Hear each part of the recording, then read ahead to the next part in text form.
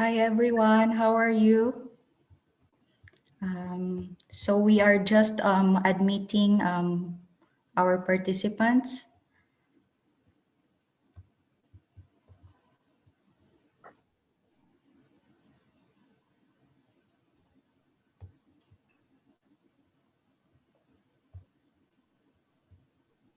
So maybe we can just wait for 2 more minutes as we admit more of our guests.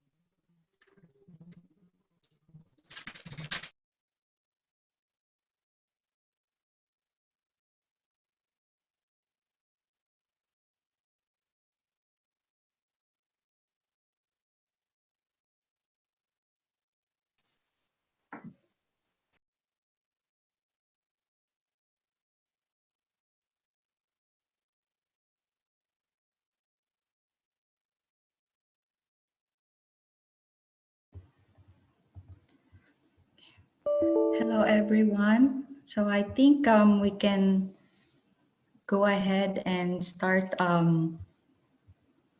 webinar.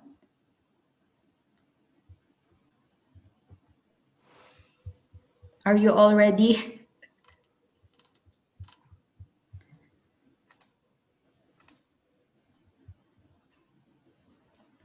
Okay.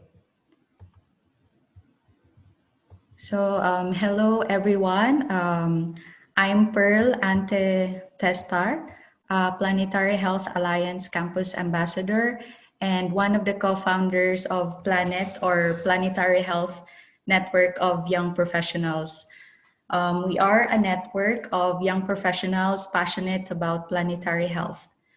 We promote and advocate for planetary health through education, as we are doing now through a webinar, advocacy, and creativity. We also believe that raising awareness of young professionals of today about planetary health will help pave the way towards a sustainable future.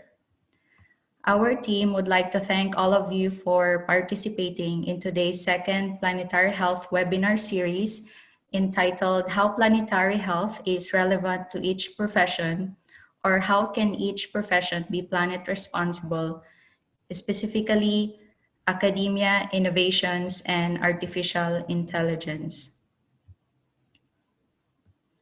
As we continue to experience the effects of anthropogenic or man-made disruptions on the planet, such as climate change, natural disasters, and even pandemic, doing our professions in ways that are sustainable and planet responsible is an essential transformation for our survival as a human civilization. We hope that this webinar will inspire and help you to be planet responsible professionals.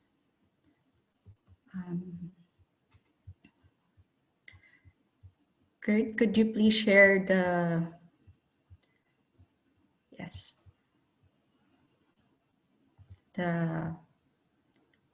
program. So here is our program for today. After this introduction, Ms. Katie Palmer, Planet member, will discuss about webinar house rules, and she'll introduce our first two speakers, Dr. Kévin Jean and Ms. Barbara Chai. It will be immediately followed by the speakers' presentations. Then we will have a 5-minute bio break. After the bio break, Mr. Kurt Mamisao, Planet co-founder, will introduce our third speaker, Ms. Léa Gagnon-Roberge, and will be followed by the speaker's presentation. After all the talks, there will be a 15-minute Q&A session moderated by Planet's Dr. Olwenn Martin. And lastly, a short summary and closing at the end by yours truly. Katie, please take the floor. Okay, hi everyone, thank you for coming on time. So just to start with a few house rules, please keep your microphone muted throughout and turn off your camera to save on bandwidth if you haven't already. We will be recording this webinar and possibly posting it to social media. So if you don't want to be shown, then definitely keep your camera off and your microphone muted. You can still ask questions. If you have any questions, you can write in the chat box at any time. And during the question and answer session at the end, we will bring up the questions. Alternatively, if you want to ask a question yourself, then you can wait till the end and virtually raise your hand, and you'll be called on, and you can turn on your microphone and video at that point if you require to ask the question. And please tweet about the webinar and tag our account at planetyp_YP or using the hashtag #PlanetResponsibleProfessionals. Okay. So our first speaker today will be Kévin Jean. He is Assistant Professor in Epidemiology at Conservatoire National des Arts et Métiers in Paris. He works on infectious disease epidemiology and modeling to understand the biological, behavioral, and social determinants of infectious disease transmission, as well as to prevent and control infectious diseases. Some diseases he has worked on include HIV, yellow fever, and hepatitis C. He's also been involved in projects relating to climate justice, citizen science, and encouraging social and environmental responsibility of the academic sector. Our second speaker today is Barbara Chai. She is co-founder and director of the Plant Technology Alliance. She has developed a training program to raise spiritual awareness through nature and is currently working with experts from around the world on a virtual simulation training program that aims to promote sustainability transformation of businesses, mainly in China. She studied at Fletcher School of Law and Diplomacy at Tufts University in the US, and is also a financial technology journalist for a Hong Kong-based media company. Okay, over to you, Kévin Jean. Thank you very much, Katie, for the nice introduction. So let me share my screen. Okay, can you see my screen? Yes. Yes, okay, very good. Thank you very much. So just to clarify, I will speak today as an academic, as Katie nicely presented, but also as the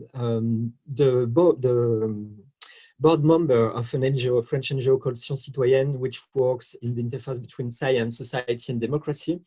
And also I have a small conflict of interest today because I am also the PhD supervisor of Pearl, one of the co-founders of the seminars. I will speak about the environmental responsibility in the academic sector, especially why we have to my sense, specific duties and responsibility within the academic sectors. So I'm pretty sure that I don't have to convince you about the importance of acting now regarding global changes, climate change, but I think always nice to share the way we try to present it, to present this emergency outside. So to me, one of the most striking figure to present this, to advocate for this urgent need of action is from the 2018 report of the IPCC on climate change and the so-called 1.5 degree report. So here you can see on that figure that you may know that from the Paris agreements, the states have accepted the targets to reach net zero emissions of greenhouse gas emissions by roughly around the middle of the 21st century. And here in the left of the panel, you can see two different targets. The one is reaching net zero CO2 emission in 2040, and the second presents just a small delay in reaching this net zero, which is reaching net zero in 2055. But actually, you know that CO2 accumulates in the atmosphere, and that taking too much time to fulfill this objective will translate into an added concentration of CO2 in the atmosphere. This is the difference here in the panel in right. So if you reach net zero in 2040, you reach that level of CO2 concentration in the atmosphere. And if you delay this objective, you reach that level in gray. And this small difference is actually the difference between 1.5 degree of climate warming and 2 degrees of climate warming, and the difference between these both scenarios are actually huge. One of the most important, most striking difference is that, as you may know, every degrees of climate warming brings us closer to climate tipping points. You may know this tipping point that are points that are actually difficult to predict, but we think that if we reach these points, we can enter a new regimen of climate because of nonlinearity systems, and that will put us in a situation that we can't really foresee, but which will be very difficult, that will basically change the climate regimen. So the most known of these climate tipping point are, for example, the melting of the permafrost, or the melting of the Greenland ice sheet, the Arctic sea ice, and also the massive fires in the Amazon rainforest. And so once again, each degrees in climate change bring us closer to this tipping point. And honestly, you don't want to reach this tipping point. This is why Valérie Masson-Delmotte, which was the lead author of the IPCC report 2018, has this quote saying, "Every half degree counts, every year counts, every choice counts." So this is kind of the introduction why we should act, and why we should act now and not delaying this action. This is true for climate warming, but this is also true for biodiversity loss and overall, like all these global changes that we are facing for the moment, and that are relevant when we are interested in planetary Earth. So now, why is the academic sector specifically challenged in facing this need for action, this urgency of actions? First, the academic sector is specifically challenged because the academic sector is one of the source of numerous warnings. You may have heard of the warnings to humanity and the second warnings to humanity. There are texts that have been signed by tens of thousands of scientists urging societies and politics to take actions to tackle climate change. There has been many replication of these calls that were even more and more serious and dramatic. And more recently in France, we have been this call from southern scientists calling to the rebellion, basically saying that previous calls have not been heard, so we need to have go one step further and join civil disobedience movements, such as, for example, Extinction Rebellion, you may have heard, because previous calls have not been heard, and we need to take action now, and we need to do all what we can to have this climate crisis faced by politics and societies. So this is one of the reasons why environmental responsibility is something specific for the academic sector. The other is that as scientists, we are well trained to critically assess the urgency of the situation. So we have access to the literature, we understand the methods that brings us the evidence about climate change, about biodiversity loss, and we are also trained to assess the different levels of actions, the different transitions we could trigger, we could implement. So this is to me why, as scientists, we have this kind of specific environmental responsibility. But for our warnings to be considered, and this is also linked to the question of responsibility, we need to be exemplary. If we are the community, the scientific community, and the professional sector raising alerts, then we must ourselves take these alerts seriously, and this puts us in a situation where we have to be exemplary. This has been, for example, underlined recently with, this is just an example, but an example of a climate scientist conference, scientific conference that emitted tons and tons of CO2. And this has been highly criticized, saying that how can the warmings be credible, be listened by the public, if also scientists burn more fuels, emit more CO2 than every other citizens? How can we be listened to in that situation? And that's why we have this kind of duty of exemplarism. So today I will briefly talk about this responsibility in academics.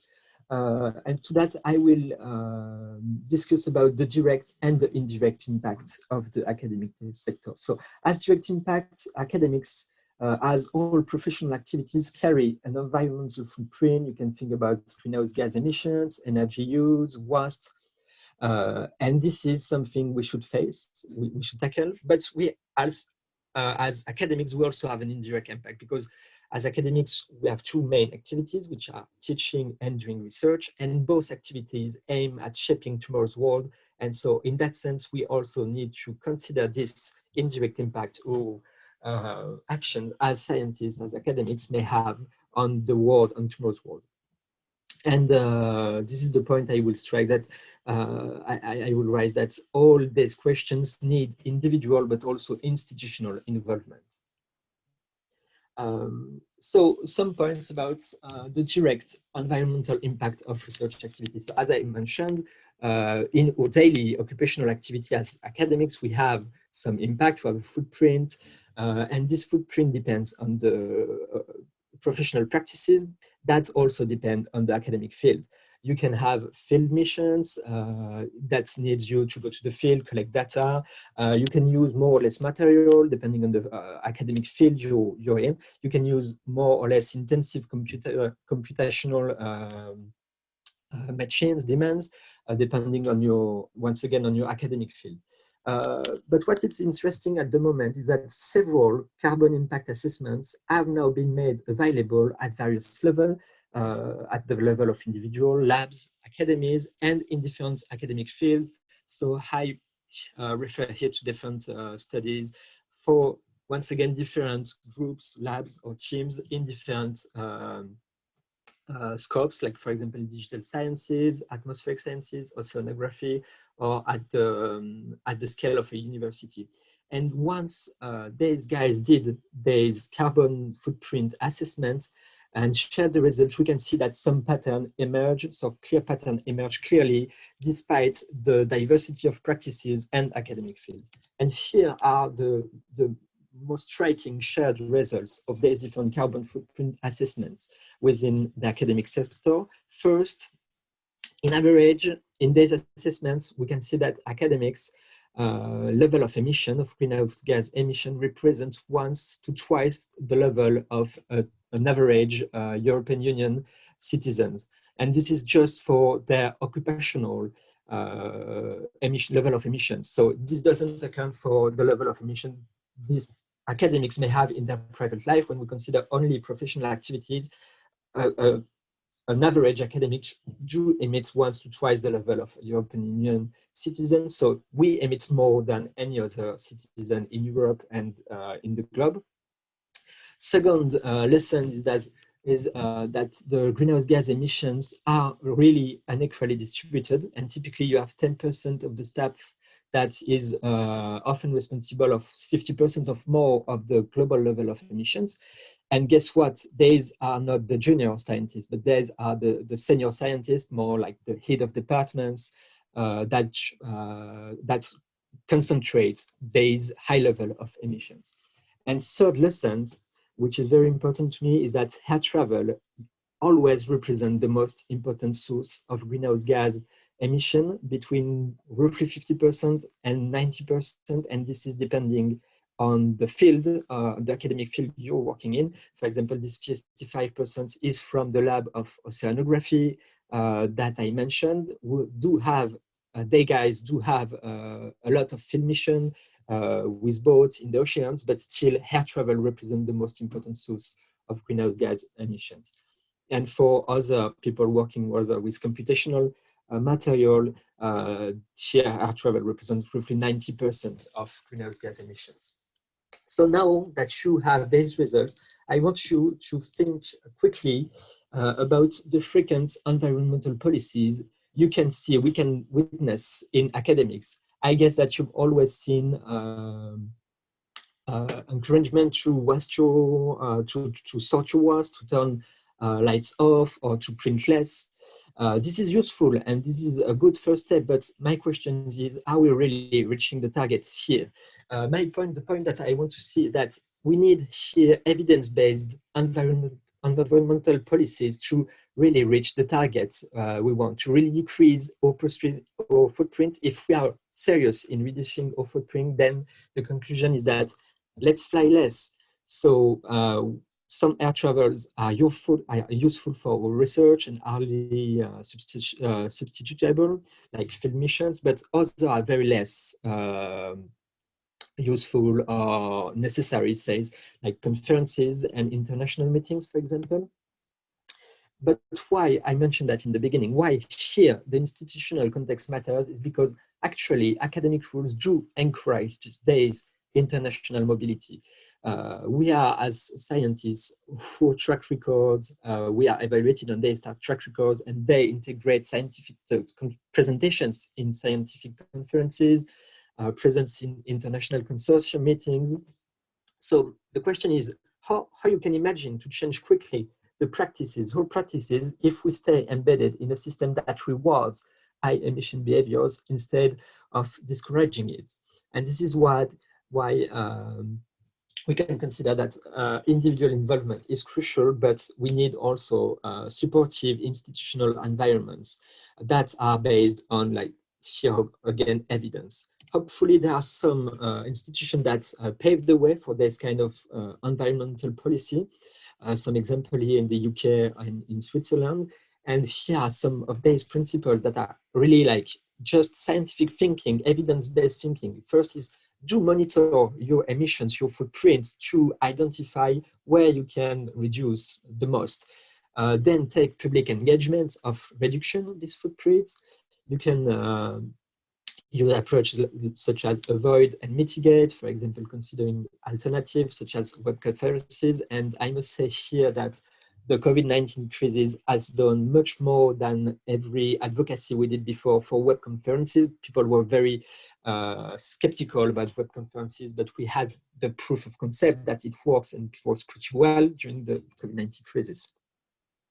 And then you can also, as an institution, encourage, stimulate, or reward good behaviors, for example, including carbon sobriety criteria in the evaluation of scientists, teams, research projects. So once again, these are the institutional changes we want to see, and we will need to encourage our institution to adapt them. This is one of the conclusions. I will come back to that. In terms of responsibility in academia, as I mentioned, we have two main activities, teaching and researching. So as for teaching, well, this is a basic. The environmental crisis will impact every sector you can imagine. There is no single sector or academic field that won't be impacted by global changes. So the conclusion is that it should be taught, like the stakes of global changes must be taught in all academic programs. So if you are involved in teaching in any way, and you have this freedom of adapting your message, do integrate there's climate change, there's environmental teaching, share resources with others, and include that within your teaching. So we have another question to raise here about research. So I talked about the indirect impact of research, and here we must think also the objects of research, and ask ourselves whether the research we are conducting is really leading the world in a direction we want, that is desirable for a planet that can keep life in it, and human life and human society as best. And this is a very touchy topic, because here we are discussing the object of research of your colleagues or researchers, and this is really touchy, but I think this is a reflection we must have collectively into the academic sector.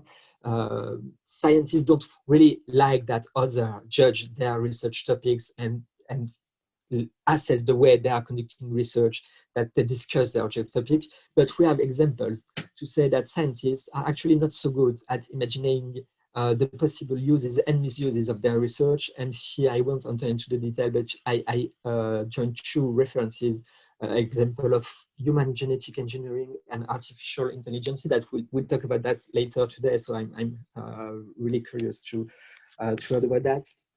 So my point here is, like, we need to promote the debate about extended stakes of our own research objects in all different dimensions: ethical, environmental, economical, and social dimensions. So how do we do now to promote this environmental responsibility in academia? So as I told you, we do have a crucial role in including and promoting environmental responsibility in our own practice as academics. This is the duty of exemplarism I commented earlier.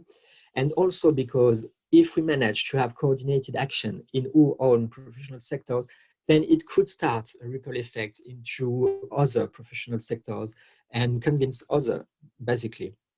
So I hope that I convinced you that we need responsible individuals, but we also require responsible institutions, and we need to discuss, to federate, to spread, to share, to push our own institutions to adopt their environmental responsibility that we think is really necessary. So this is my point. Here in the French context, we have this kind of groups that are emerging in the recent years. I gave you some links, and these are academics from very various sectors that are joining together to try to think about how we can address this environmental responsibility in research. And you have other links here. It was a bit longer, sorry about that. If you have any questions, any further discussion, you have my contact, and I include you some links and references. So, yeah, I think I've been a bit too long, but sorry about that. Thank you very much.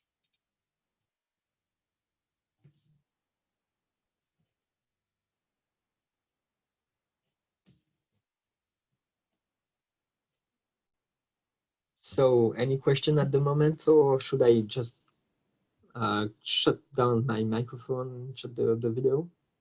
Yes, thank you, Kevin, for that very insightful talk. Thank Now you. I think we'll move on to Ms. Barbara Chai's presentation. Oh, hi. Hi, Pearl. Thank you. Let me shift to my screen.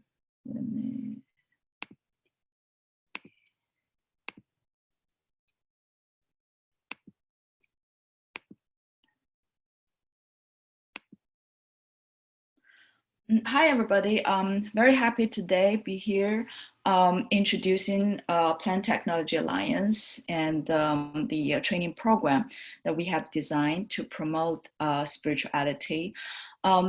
Plant Technology Alliance, PTA, trying to connect innovative approaches to protect the environment and from all over the world, which include the resources from the technology, the business, finance, and also public education, and also media. The original three co-founders are Dancy, my partner. She's based in Hong Kong. I'm right now in New York City, and Judy from Taipei. Dancy is creator and host of China's first natural educational podcast for kids, Nature's Magic 1. Judy is creator and host of PTA Seed Academy, which is held regularly Wednesday night. I have been working closely with the American professional training agency to introduce how business can lead the sustainability transformation into China. This program is designed by Dr. Stuart Hart, one of the leading experts in this field. Also, we have been working very closely to organize business visits and trips in Taipei, Shanghai, and New York City. These seminars are cross-regional, but right now, all of these seminars we are designed actually based on Zoom. So why we have started doing this Green Spirit Growth Camp? It's actually coming from an idea when people were locked down and during pandemic. Well, back then, as pretty much similar with every other organizations, all of the projects in our platform was going very, very slowly, almost stopped. And so my partners are discussing with me, what we can do to deliver a message to protect the environment. So we decided to do something. So what we are going to do, are we going to design a training program which is based on knowledge, or are we going to design a program which is spirituality oriented? Here's something that Dancy and me shared in common. Both of us actually all experience green spirit in nature. Dancy used to be one of the best mountain climber in Tsinghua University in Beijing. I have been practicing mindful meditation in nature for many years. And both of us experience the power and energy in nature, and we have received love and relaxation and also relief in nature. Dancy actually comes from a very remote town in Jiangxi province. When she first came into Beijing 15 years ago, she was very lost because the competition back then at school was very fierce. And also because she wasn't that confident, to become very successful to live in Beijing. Only after she was admitted into the mountain climbing club in Tsinghua University, she started realizing that she's very capable to become a mountain climber, and she received this power and in nature, and she started realizing the purpose of her life. When she helping other mountain climbers to fix all the problems when they're doing the multiple weeks of a very hard journey. For me, the story is a little bit different. And I, after I graduated from Fletcher School in Boston, I started suffering from a lot of pains, muscle pains and bone pains, spine pains for a long time. I went to medication and really no effective pills back then solved the problem. But until I started practicing meditation in nature, gradually I found a very important recovery. And the 3 months after I started doing meditation in natural parks, all the pains are gone. So we have really, received this a power from nature, and we feel the inner peace and spiritual tranquility. And both of us understand that, when we witnessing when nature getting angry and when nature giving the punishment to human being, they're gonna be a big problem for everybody. So, and now we going back to original questions. How are we going to design this training program? This is the questions that I always ask myself. By being disconnected with the nature, do we traumatize ourselves physically and spiritually? By damaging nature and our living environment, do we actually damage our fellow human beings? And how could we change communication and repair relations with the nature and our fellow human beings? So there are 5 levels of healings from the green spirit to planetary wellness. First level actually is the individual healing through reconnected to nature and feeling wholeness with the nature. The second is a social healing step from individual disconnection with nature to building up the collective social bondage. And third level is in individual and social responsibility action inspired by environmental, social, economic awareness. And the fourth level is a collective transformation to SDG-driven society. And the final level is what we are discussing today, is the more ideal way of planetary wellness, which includes both physical health and spiritual health. So we designed this program starting from picking a nature name for everybody. For example, we have a caterpillar here, and we have a rose, and we have a dust, we have a forest in our training camp. And weekly, we invited members to play a group game and encourage them to use the nature name. And also, we follow the Native American principle of talking circle, and we also choose 2 materials from internet. One is Nature is Speaking. Let me click into it to show everybody. Some call me nature.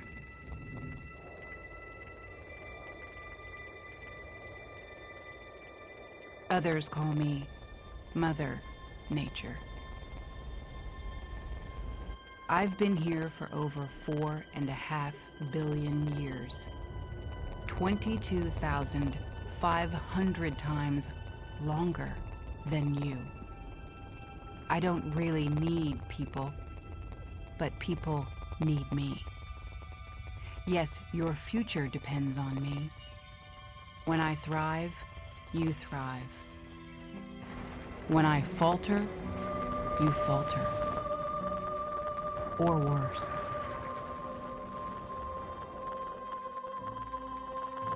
But I've been here for eons. I have fed species greater than you, and I have starved species greater than you. My oceans, my soil, my flowing streams, my forests,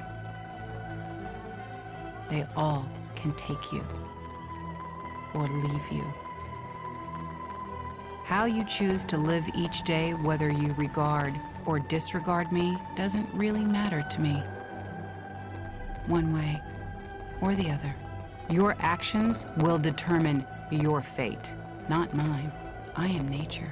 I will go on. I am prepared to evolve. Are you?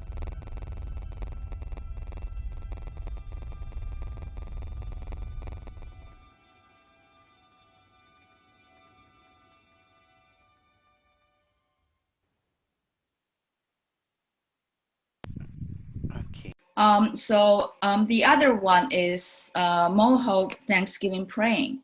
So when we use this material, we assign a different person with a different roles, and to each one finish one paragraph. For example, like the waters. So there will be one person use his or her nature name to read this paragraph to everybody, and everybody else were listening very carefully and with full respect. So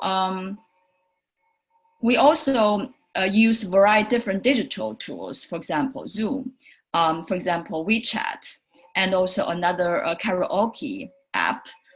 We also use a WeChat-based mini clocking app. Now, this clocking app has been actually widely used in China, so that the people, especially living in the cities with a very busy schedule, and they can strengthen their daily schedules and become highly principled and effective professionals. So this app is widely used by this group of people.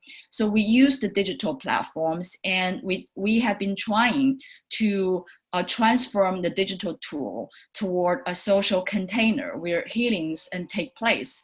And we realize that the subtle energies and conscious intentions actually can be guided and harmonized in this social container. We invited our members to watch these documentaries and films, and we discussed with each other about the relationship between human and them. Them include forests. For example, the mythos world actually talk about the magic of forests, and the viruses and the fungi, chimpanzees, water, soil. And eventually we agreed with each other that actually everybody, and with all those other nature lives, and live in one health system. Especially in the pandemic season, we found out we cannot rely on any vaccine, because all of the vaccine development actually is far behind the evolvement of the viruses and human life. So we will have to go back to our way of life, and to change our actions and change our daily habits to transform the society to sustainability. We also invite our members to read books. We ask them questions so that they can do research and think about them. For example, we ask questions about how to practice minimalism in life. Describe your most beautiful memory with the nature by sharing an old photo, a poem, an essay, a painting, or a song. We use this karaoke app to recommend everybody listen to a song named "Give Thanks with a Grateful Heart" and learn to sing it, and record and share your the singing recording in the karaoke app, and share with everybody else. And at the same time, when we go into the Zoom discussion session, everybody is asked to provide answers to the following questions. What is the type of a nature life that you want to thank the most? Who is the person to whom you are the most grateful? And how do you see yourself at this moment? What do you want to be thankful for to yourself? So this is the video I would like to quickly share with everybody. 像一颗尘土，有谁看出我的脆弱？天地虽宽，这条路却难走。我看淡这人间坎坷辛苦。我还有多少爱？我还有多少泪？要苍天知道，我不认输。感恩的心，感谢有你，把我的生，让我用勇气做我自己。感恩的心，感谢命运，花开花落里，伴我一是做我自己，感恩的心，感谢命运。花开花落，我一样会珍惜。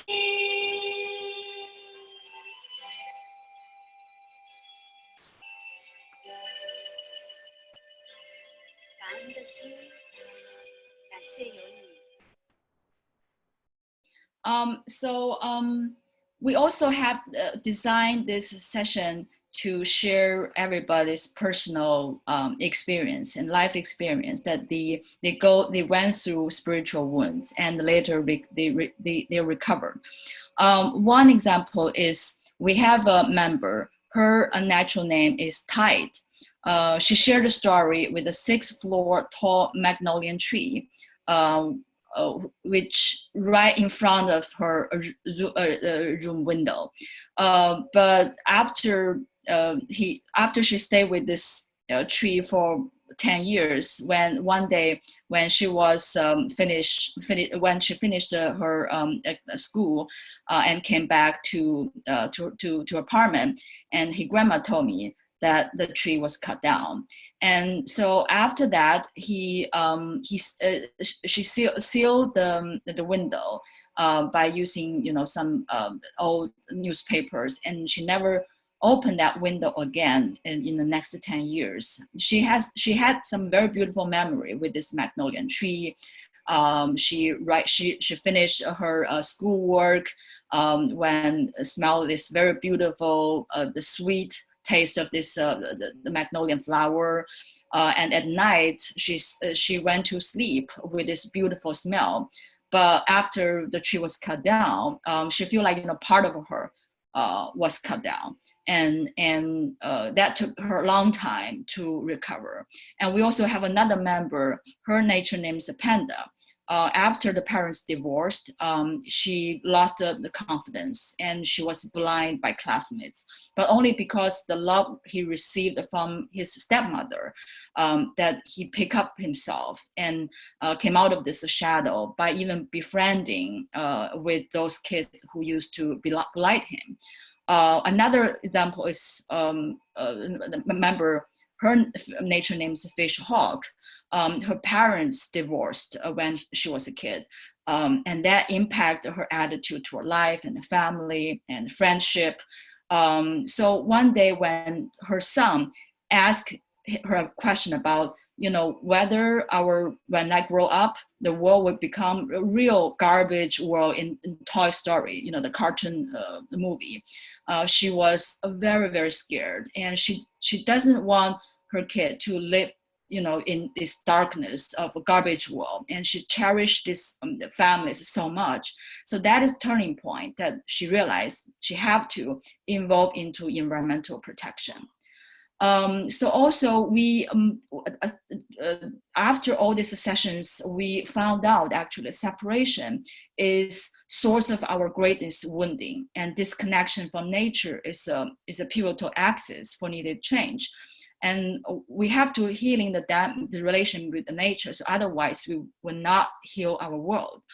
And the social healing work by restoring deep bounds of connectivity and wholeness align itself with optimal evolutionary creativity with the love and the kindness.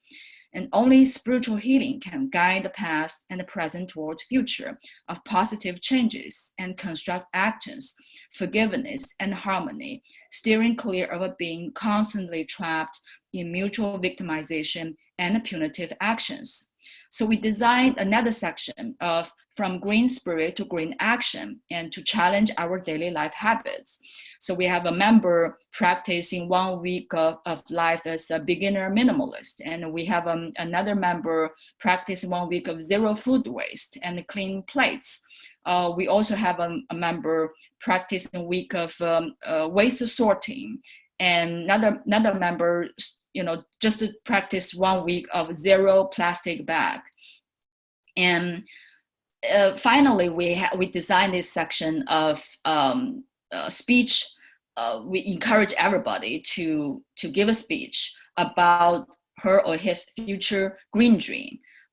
So we have this member give a speech on my dream to become a green and eco-conscious citizen and environmental responsible entrepreneur. Another member shared his dream to build up a PDA down farm for more people to eat healthy and live in sustainability. So when finally everybody graduated from this training camp, we get a certificate. It's a digital certificate. So we experience this, the whole, the green spirit growth, and we realize that embracing the negative identity is crucial. It's the first step. When our narratives begin to crumble, every, the very sense of self is actually shaken, which leads to the acknowledgement of a much broader reality, which incorporates the truth of others. And the next step is by recognizing the truth, we are deconstructing the false narrative. The truth is the earth doesn't belong to man, man belongs to earth.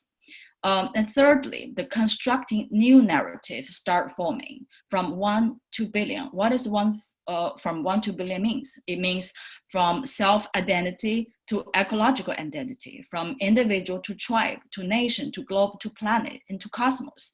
The ever-expanding spiral is also modeled for the evolution of consciousness, being more aware of larger and more inclusive situation. And finally, there's no straight way, no linearity, no fixity over wholeness. The evolutionary and the creative universe inevitably creates a way for life to move forward by a spiral way, a way of yin and yang. So that is my presentation today, shared with everybody. And if anybody have any question, we would love to get connected and let's talk and discuss. Thank you. All right, thank you so much, Barbara. That was very inspiring.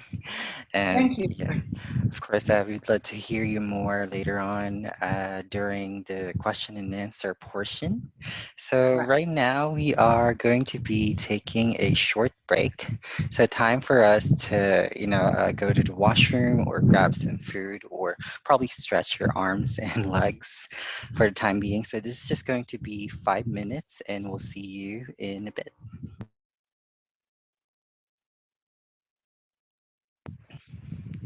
All right, hello.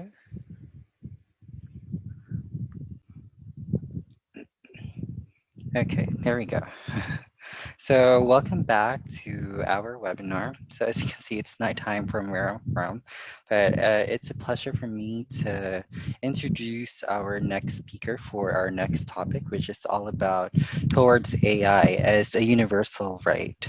So let me just share my screen real quick. Okay. All right.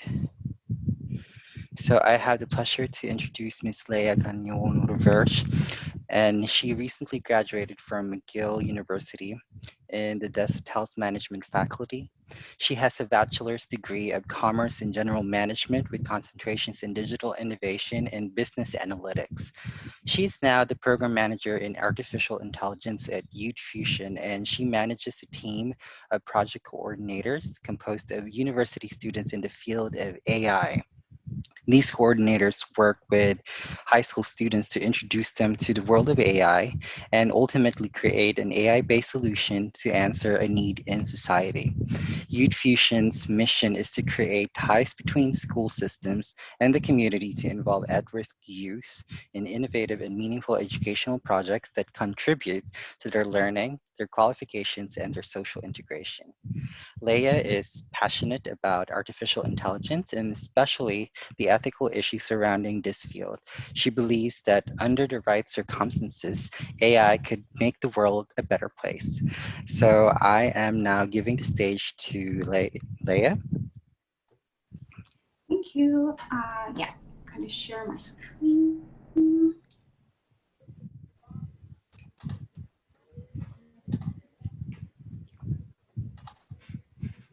Is it working? Yes. Perfect. So today I want to talk about AI as a universal right. So often when people hear the word artificial intelligence, they think of humanoid-shaped robot taking over the world. AI isn't that.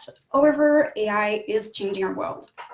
And for the artificial intelligence field to become planet responsible, we first need to take our own responsibility towards it. And this presentation, I'll start by introducing AI, then I'll move on to the risk AI can have on our world. After that, I'll explain how AI could be a universal right, and I'll finish by presenting you some AI's application in the fight against climate change. So AI, what are we talking about? Artificial intelligence reassemble all technique and theory trying to simulate an intelligent behavior. The fuel of AI is big data. Big data refers to the extremely large data set of information. With big data, AI is able to discover patterns, trends, or association. Big data is in constant evolution. It is defined by the three V's: volume, velocity, and variety. Artificial intelligence can be used for many purposes. Usually, one AI is created for specific tasks, such as visual or audio recognition. And we do interact with AIs every day, from virtual assistant to targeted ad on social media and even spam filter. The largest and most funded AI companies can be found in the United States and China. However, AI is a global race and many countries can be considered as strong AI leaders.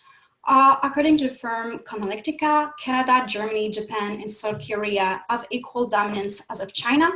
And it goes the same way when we compare France, Israel, and the UK to the US.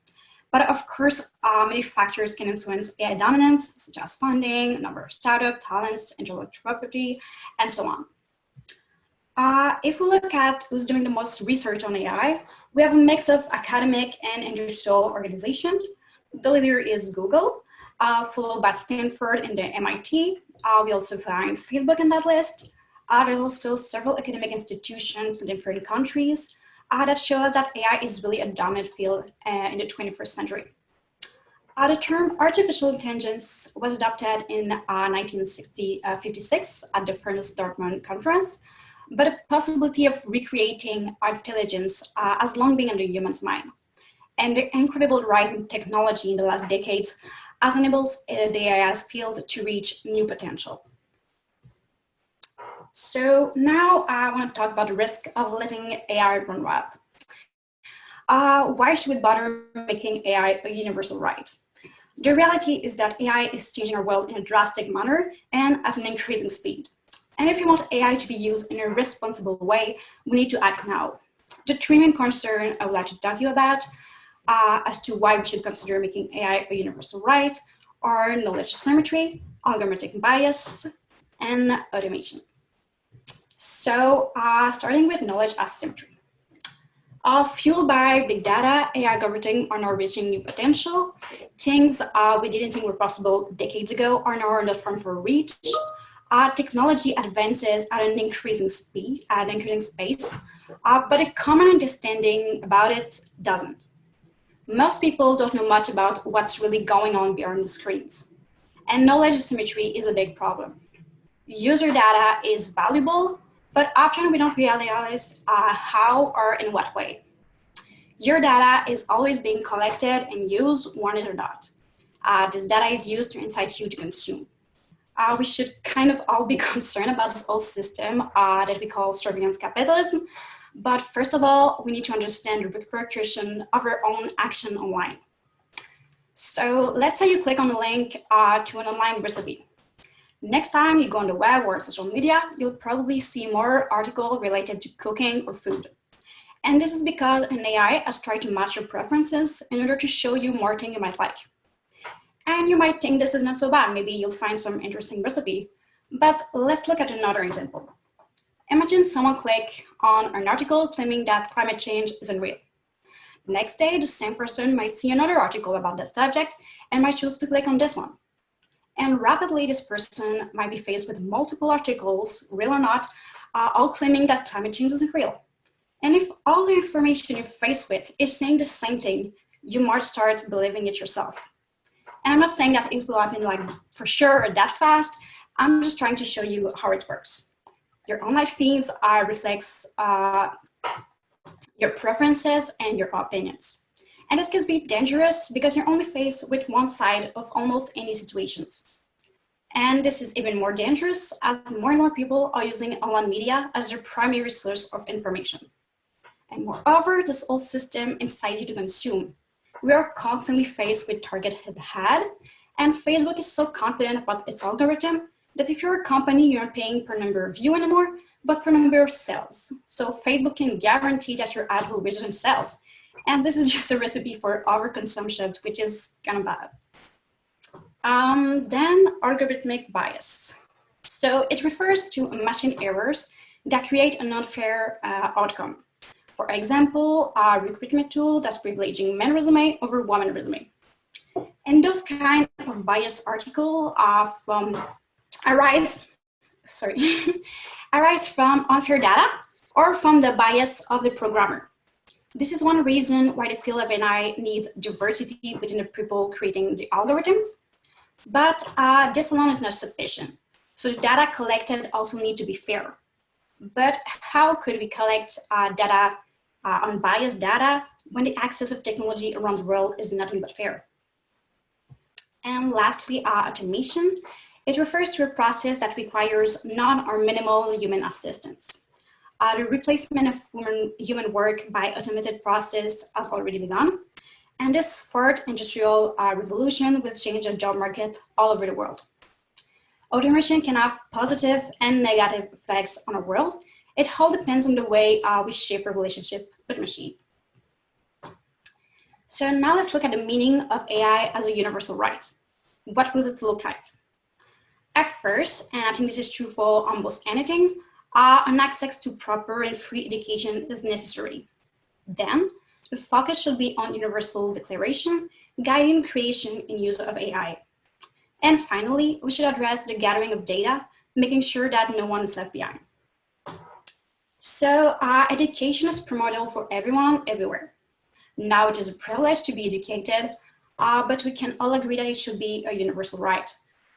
In the quest of making AI a universal right, it is only logical that everyone should know the basis of what artificial intelligence is. And furthermore, technology is so omnipresent in our society nowadays that having a basic understanding about it is only essential. To pursue this idea, digital citizenship needs to become universal. The concept of digital citizenship is one that I find really interesting and essential in the world we live in. Basically, it refers to the responsibility one should have when using technology, so any digital device, from computer to internet to smartphone. Digital citizenship focuses on several aspects, such as empathy, security, and digital literacy. One that I find really important is understanding user data and your digital footprint. So digital footprint is any mark an individual live online, every website visited, every piece of information shared online, those are user data. And as I said, this data is being collected, whether it's legal or not, by organization. So being aware of a digital footprint can enable us to understand technology better. And the idea is not to fall into conspiracy theory, thinking that we're being watched all the time, but really to understand our own user data and to act responsibly concerning that. And reducing this knowledge gap between data scientists and every citizen can help society make a better, more ethical use of this technology. Another thing we should advocate is changing the mentality towards our relationship with machines. So most AI algorithms are created with the goal of being fully automated. So people just have to sit and watch, and there's no need to understand how it works. And this philosophy is kind of terrible. Instead, I think we should focus on cooperation between machine and humans. We should aim at creating AI with the goal of enhancing human capabilities and not replacing them. Humans shouldn't just sit and watch, but fully participate and collaborate with machines. And the goal, again, is to close or reduce the knowledge gap between AI algorithms and humans. So self-driving car would become super assistant, but it would still need a human control, or where center weapons system would be used instead of little autonomous weapons. This center term is quite interesting. It was popularized in the chess world, where collaboration amongst human and computer would beat the unassisted software it was in competition with. So the idea is really to view machine as an ally and not simply a tool. Furthermore, the discussion about AI responsible development need to result into concrete universal guidelines. So, for example, in the city I live in, about 3 years ago, Citizen came up with a Montreal Declaration for Responsible Development or Artificial Intelligence, or the Montreal Declaration. The discussion led by the University of Montreal brought up experts and stakeholders from different backgrounds in order to come up with principles to structure the use and creation of artificial intelligence. This democratic process led up to 10 principles based on values such as equity, democracy, inclusion, privacy, and environmental responsibility. And then there's the access to data. So universal rights mean that everyone should be included, no matter the country, the religious belief, your social class, or anything. Often when challenges arise, marginalized groups suffer the most. Disparity between the most fortunate and the less privileged deepen. And the rise of technology and automation represent a big challenge. We ought to protect and give the same right to everyone. And furthermore, we should put emphasis on granting access to technology to everyone. If we aim at creating unbiased algorithms, we need to collect data to represent every human and every part of our wonderful planet. So lastly, I would like to present you 3 AI projects that aim at fighting climate change. First, Sophie is a soft robotic fish created by the MIT. This is a robot that can swim on its own in the ocean while monitoring its surroundings. It's kind of like a self-driving car, but instead it's a self-swimming robot. It could enable marine biologists to monitor ocean life with better efficiency and less human disturbance. Second, Rainforest Connection is using AI to prevent illegal deforestation and halt animal poaching. The system is trained to recognize logging and truck sounds among the natural forest sounds. So little devices are placed in the forest and send real-time alert when they recognize specific harmful sounds. And finally, Hilberg will be a healing iceberg-shaped skyscraper. So the idea is to use green technology to reverse the effect of climate change, like using a laser to convert carbon dioxide into oxygen. And this idea is pretty futuristic yet. This project is only at the idea stage, but it has already been awarded a mention in the Evolo Skyscraper competition. So their projects are wonderful and can really make a positive impact on our planet. Artificial intelligence can have a huge potential when it comes to planetary health. However, it can also lead to negative impact, such as overconsumption and increasing inequality.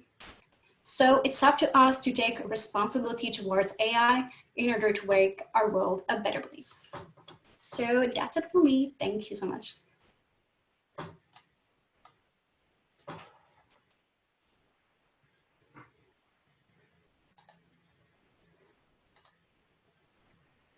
Hi, everyone. I guess we'll move to the Q&A. Okay.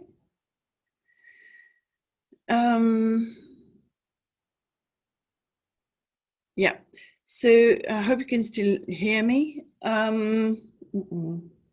So some questions for Barbara that I noted was what has the response from academics to PTA and Green Growth Spirit camp been in general? Well, I think that the role of academia actually is quite important, especially when our PTA was trying to design either a spirituality-oriented training or knowledge-based training, because from both approaches, we have to rely on the academic research, coming from the academia. For example, especially, when we try to do this knowledge-based training process. For example, like we include reading books. We include the sessions about reading books and watching films.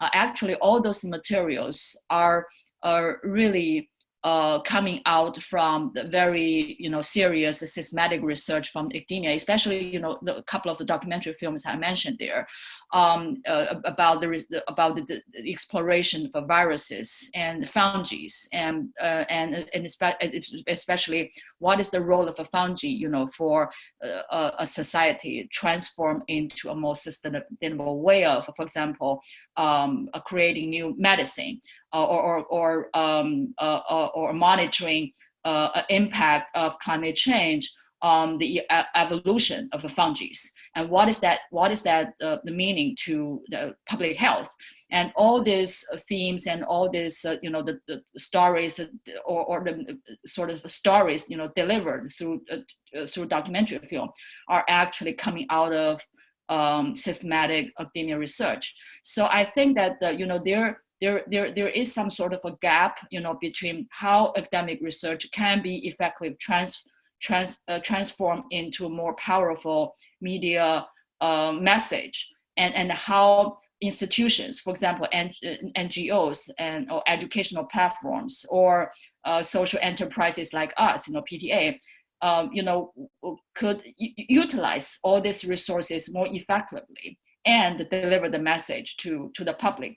I think there must be some sort of more effective coordination between academia, media, and the NGOs, or the organization in societies, to work together. Thank you very much, Barbara. Please raise your hands if you have questions. So another question that was related to this kind of ecotherapy, and whether you had measured the health outcomes experienced by participants before and after taking part. Did you conduct an evaluation study in terms of the health benefits and impacts? Right. I think that is a very, very good question. We haven't conducted kind of a survey, but I definitely think that we should do that. And so right now we are looking for a second, the second training camp, and so we will definitely include this survey part into our second training camp, and to see how we'll be able to convert this more like psychoanalysis approach to more like probably more quantitative, some sort of survey result, and hopefully we can do something about that. That would be very, very interesting. I still can't see any hands up. I had a question for Léa because of access to data, and because I work a lot with chemical management and the effects of chemical pollution. And access to data is already a problematic issue for the sound management of chemicals. A lot of data is considered proprietary data because it's very expensive to generate, and sometimes hidden from the public, whilst it's important for public health purposes. I wondered if you had any views on this, any experience of this in maybe different sectors, how this issue of proprietary data we can get around this issue. Yeah, well, I think this is a really big issue, and I think the way to get around is really to all try to be in the debate about this access to data, and try to put pressure on our government to act about it, because right now it's only big companies that kind of like have all the data and that keep that data from themselves. And even though they found some great project about environmental change and so on, if they have all the data, they kind of have all the power. But this is a big issue, and I think there's no easy solution to it. Yeah.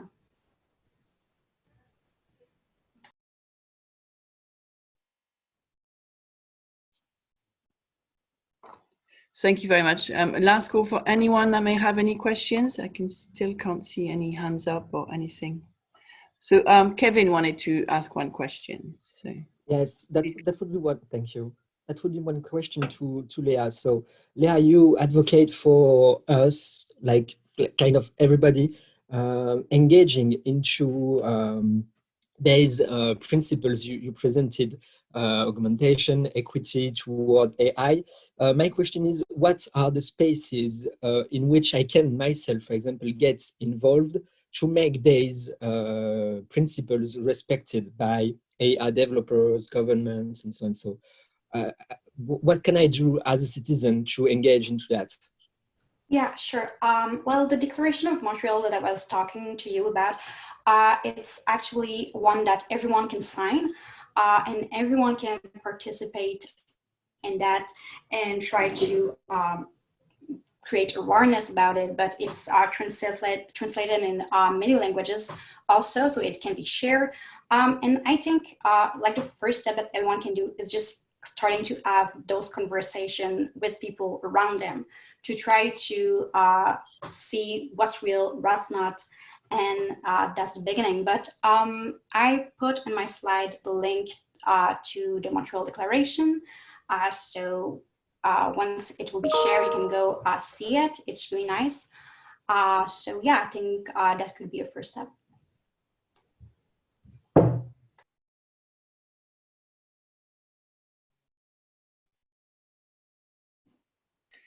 Okay, so so Pearl Anne, you wanted to ask a question about academia, research community. Please go ahead. Yes, so thank you. So I wanted to ask a question in academia or research community. So I'm wondering, what do you think in terms of reducing flights, especially for conferences? Do you think that offsetting such as tree planting activities during conferences would be useful, or do you think that the research community would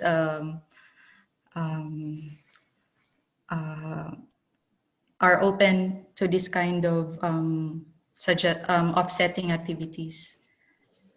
Thank you, Pearl. Yes, so the question of carbon offsetting is really tricky, and this is the subject of huge debates. To my view, this is something that could actually bring worse things than solve the issue, because for one, so most of the criticism against carbon offsetting is first that once you know that you can offset your emissions, you're more prone to travel, actually. It doesn't work in the way it should. So the traditional view is like, first you reduce flying, then you mitigate your displacements when you can't, and then in last order, you offset what you emitted. But well, we're not really sure that it works in that way. And the fact to know that you can actually offset your emission may make you more prone to fly. So this is the first criticism. The second is that planting trees is something that will capture carbon in 20 years. And once you release CO2 in the atmosphere, you do it now when you fly, so it's done. And it will stay in the atmosphere for at least 100 years. In comparison, a tree that you will plant today, you don't have ideas on how long it will stay and how long it will store the CO2 you emitted. So I can share resources on that debate. This is a very huge debate. My point is that in first instance, you should keep in mind this: reduce, mitigate, and offset in that strict order when thinking about reducing impact. And well, the question is even open whether even in last instance offsetting is going much good than bad. This question is really open. And I can share you some documentation I can share with you after the seminar if you want. Thank you, Kévin. Thank you very much. I suppose we've run over a little bit. I'll leave the floor to Pearl Anne to summarize the talks and discussions.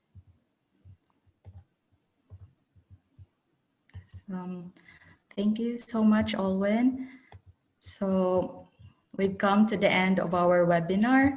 So this webinar, as a summary, this webinar session demonstrates to us that it is possible to do our crafts and life passions into something sustainable, ecologic, and planet sensitive, regardless if we are in the field of academia, innovations, or artificial intelligence. Our sincerest thanks to our speakers for imparting their knowledge and expertise on this topic, and to all of you here today. We hope that you've gained new knowledge and insights that you could apply in your own professional and personal lives, and be an inspiration to others in becoming planet responsible professionals. To be updated of our future webinars and activities, please visit our website at planet.com with an H in the middle and follow us on Twitter, LinkedIn, and Facebook. And until next time, keep safe, everyone. And thank you so much for your participation. Thank you. Thanks.